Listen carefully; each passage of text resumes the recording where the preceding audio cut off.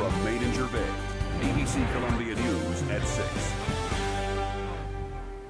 Good evening. I'm Alicia Barnes. And I'm Ben Hoover. We're live from Maine and Gervais tonight. Fire investigators are looking into a fatal apartment fire in Rosewood. Officials say that fire at Plantation Court Apartments on Saluda Avenue broke out around midnight. Crews say when they arrived, they saw heavy flames and smoke. And tonight, the coroner has identified the victim as 80-year-old True Dent Henderson. Firefighters say she was found in one of the 4 apartment units. The coroner says Mrs. Henderson died from smoke inhalation.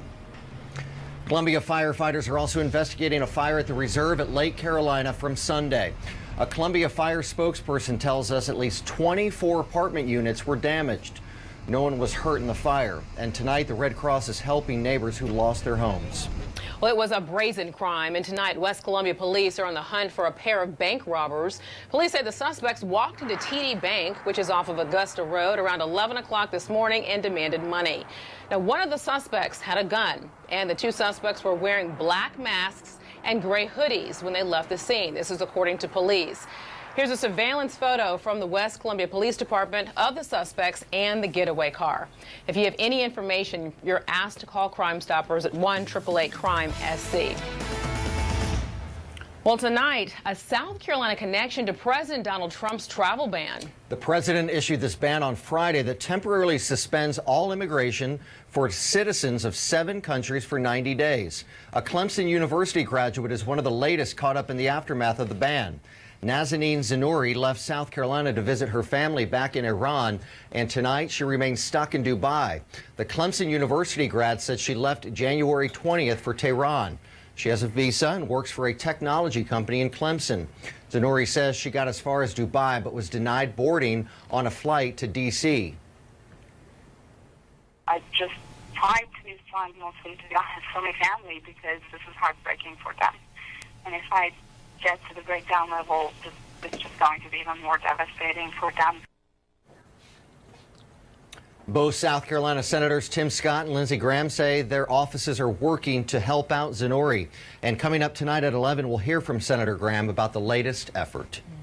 And President Donald Trump facing new fallout tonight and criticism from all sides of that controversial refugee and immigration crackdown. Protests continue to break out across the country and around the world. ABC's Stephanie Ramos has more from Washington. President Trump's immigration ban on visitors from predominantly Muslim countries is sending shockwaves across the world. Protesters pouring into the streets from Israel to London, demonstrations spanning several U.S. states. The order bans Syrian refugees from entering the U.S. indefinitely and puts a 120-day stop on all other refugees. It also issues a 90-day ban on nearly all travelers from Iran, Iraq, Libya, Somalia, Sudan, Syria, and Yemen, none of which were involved in a single major terror attack on U.S. soil, including 9/11. This isn't just unconstitutional. This is inhumane. Lawsuits are being filed against the Trump administration over this policy. Washington's Attorney General Bob Ferguson is the first to announce legal action. If successful, this would have the effect of invalidating the president's unlawful action nationwide. The Council on American Islamic Relations also plans to sue the administration. We will not allow Donald Trump to change the tradition of America. The White House says they're trying to get ahead of a possible threat. We're not going to wait till we get attacked and figure out how we can make sure it doesn't happen again. He's going to do everything in his power to stop every threat that we face in this country and every potential threat. Some Republicans and most Democrats are not on board. Holy moly. We're just making a lot of decisions in a very hasty manner. We need to slow it down, think it through. And former President Obama breaking his silence. A spokesman saying Obama fundamentally disagrees with the notion of discriminating against individuals based on their faith or religion. Stephanie Ramos, ABC News, Washington. And there are several angles to this story and new stories coming in all the time. We continue to keep our website updated, abccolumbia.com. Make sure you check back there for more information. Plus, download our ABC Columbia app. Well, if you were outside anytime today, the wind was just blistering at some points. Kind of weather that just wakes you up when you walk outside. That's right. Let's turn things over to Chief Meteorologist John Farley, who's here with your first forecast. John, this is beginning to just be really, really cold outside. It's January. Yeah, it is. I'll tell you, and it's all about wind direction. Today, the wind, of course, as you might suspect, coming some form of north, and that was where the cold air came from. But tomorrow, it'll be coming more from the southwest. The result will be much warmer temperatures. So let's start you, though, with the chill that's out there right now. Look at this. Still in the mid-40s, or down to the mid-40s already. Camden, Winsboro, Bishopville, and this is where it'll be all evening long. By the time you wake up tomorrow morning, mid-30s. So pretty cold. Yeah, pretty typical for this time of year. Bundle the kids up, heading out to the bus stop tomorrow morning. It will be clear, but chilly and all little breezy. Now watch what happens, though, tomorrow. Look at this. Sunshine all day. The wind shifts direction, comes out of the southwest, and by afternoon, almost 70. So yeah, so we're going to flip it tomorrow, and yet warmer on Wednesday. We'll go over all the details and the rest of the 7-day forecast in just a bit. All right, thank you so much, John. When you think about the big changes that happen here in Columbia, we have to talk about Main Street. It's a popular area in Columbia for drivers and for those who like to ride their bike or just walk around downtown. Our Gabrielle Franklin spoke with officials who are trying to make Main Street safer for those traveling by foot or bike. Organizations around the city of Columbia are teaming up to keep pedestrians and bikers safe on Main Street.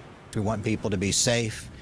We want them to get out and walk around and enjoy the shops and restaurants and the State House and everything that downtown has to offer. Matt Cannell is the president of the City Center Partnership.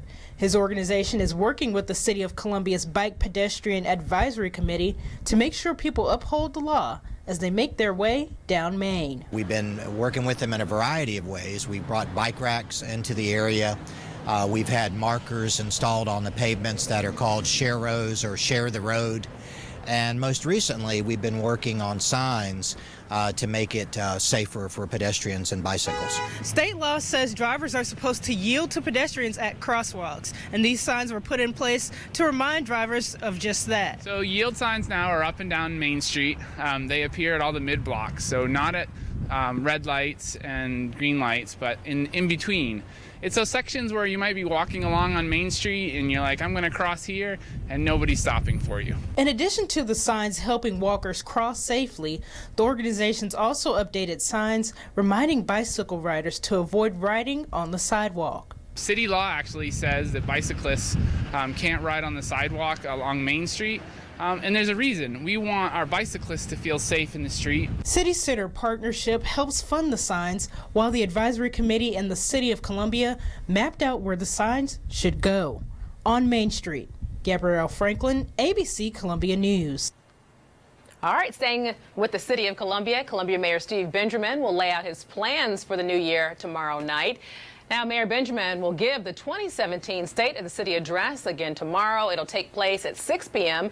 at the Darla Moore School of Business.